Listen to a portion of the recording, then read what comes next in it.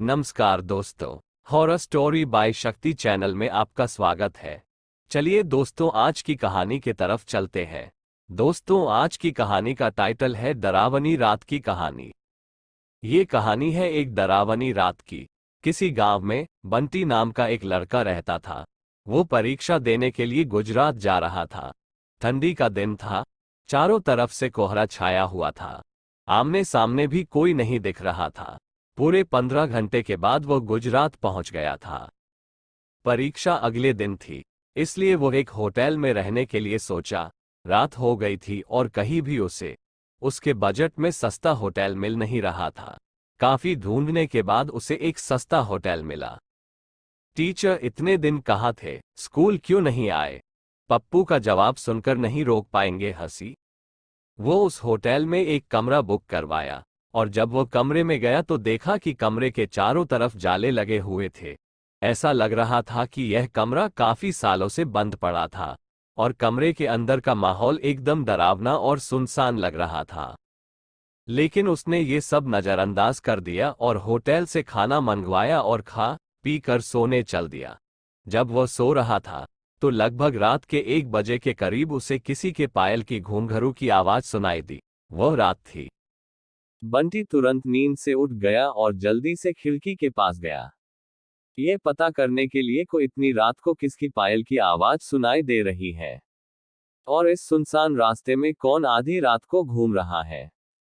क्योंकि वहां होटल में बंटी और मैनेजर के अलावा कोई भी नहीं था, तो ये फिर किस औरत की पायल की आवाज सुनाई दे रही है। बंटी खिड़की पर काफी देर तक खड़ा रहा लेकिन उसे कोई भी नहीं दिखाई दिया। फिर उसने अपने कमरे से मैनेजर को फोन किया और उसे बताया कि मुझे इतनी रात को कब से किसी की पायल की आवाज सुनाई दे रही है। आपको भी दे रही है क्या? मैनेजर ने कहा कि सर ऐसी कोई बात नहीं है, आपको हवा से ऐसा लग रहा होगा। वैसे भी ये जंगली इलाका है, यहाँ पर तो हल्की हवा भी तूफान के जैसी लगती है। आप सो जाइए, ऐसी कोई बात नहीं है। बंटी मैनेजर की बात पर भरोसा करके फिर से सोने चला गया। कुछ देर बाद उसे दोबारा वही पायल की आवाज पहले से भी ज्यादा तेज सुनाई देने लगी। इस बार उसने अपने कमरे का दरवाजा खोला और सीधा होटल के बाहर देखने के लिए चला गया। जब वह बाहर आया तो देखा कि एक काफी लंबी औरत है जो सफेद साड़ी पहनी हुई थी। उसके काफी लंबे बाल थे और चेहरा ढका हुआ था। वह अपने हाथ में एक नारियल लेकर के होटल के चारों तरफ चक्कर लगा रही थी। ऐसा लग रहा था कि मानो अपने पायल की आवाज से किसी को बुला रही है। बंटी दौड़कर उसके पास गया कि कौन है ये औरत जो इतनी रात को यहाँ घूम रही है। लेकिन वो तुरंत ही गायब हो गई और चारों तरफ कोहरा ही कोहरा फैल गया। बंटी भी थोड़ा घबरा गया क्योंकि जिस औरत को वह सामने से देखा था अब वो नहीं दिख रही थी। बंटी अपने होटल में वापस जाना चाहा लेकिन फिर उसे दोबारा पायल की आवाज सुनाई देने लगी। बंटी अब उसे ढूंढते हुए जंगल की ओर जाने लगा। चलते चलते वह अपने होटल से इतनी दूर आ गया उसे पता ही नहीं चला। फिर उसने उस घने जंगल में कुछ ऐसा देखा कि उसका दिल दहल गया। एक डरावनी रात। उसने देखा कि उस औरत ने एक पीपल के पेड़ के नीचे 5-6 लाश रखी थी और बारी बारी से एक एक को नोच नोच कर खा रही थी। उसका मुंह खून से लथपथ था और चेहरा भी एकदम डरावना था। बंटी जब ये सब देखा तो उसके पांव तले जमीन खिसक गई।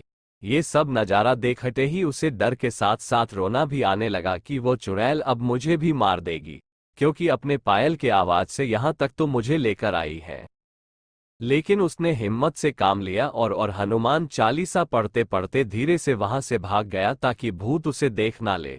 लेकिन भूत तो भूत होते हैं। बंटी जैसे ही वहां से भागने की कोशिश किया, वो चुड़ैल अचानक उसके सामने आ गई और उसे इशारों से अपने अड्डे पर ले जाने लगी जहां पर उसने लाशें रखी थी।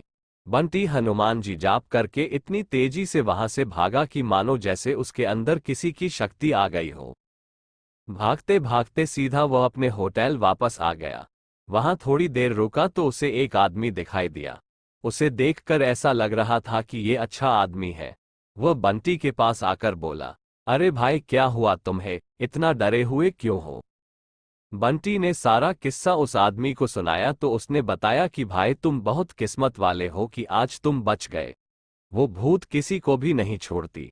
और तुम इस होटल में क्या कर रहे हो? इसको तो बंद हुए काफी साल हो गए। बंटी जब उस आदमी का इतना बात सुना तो उसका डर कर मारे पसीने निकले लगे। फिर वह आदमी बताने लगा कि इस होटल में बहुत साल पहले एक लड़की के साथ 4-5 लड़के उसका भयानक तरीके से रेप करके मार दिए थे। लड़की तो मर गई लेकिन किसी को भी नहीं छोड़ी, और जो भी रात के समय में इस रास्ते से गुजरता है सबको अपने कब्जे में कर लेती है और मार देती है। और कुछ दिन बाद इस होटल पर पुलिस का छापा पड़ा, तब से ये होटल बंद है। बंटी जब उस आदमी की पूरी बातें सुना तो वह बहुत जोर जोर से रोने लगा, ये सोचकर कि आज मैं मर जाता। फिर वो आदमी बंटी को चुप कराया और बोला, चलो आज रात तुम मेरे घर रह लो, मेरा घर पास में ही है, डरो मत, अब मैं आ गया हूं ना। बंटी उस आदमी को धन्यवाद किया और उसके साथ उसके घर चला गया, और अपने आप से एक वादा किया कि आज के बाद वह भूल कर भी कभी अनजान जगह पर नहीं जाऊंगा। दोस्तों, आज की कहानी कैसी लगी अपनी सुझाव देना ना भूले। धन्यवाद।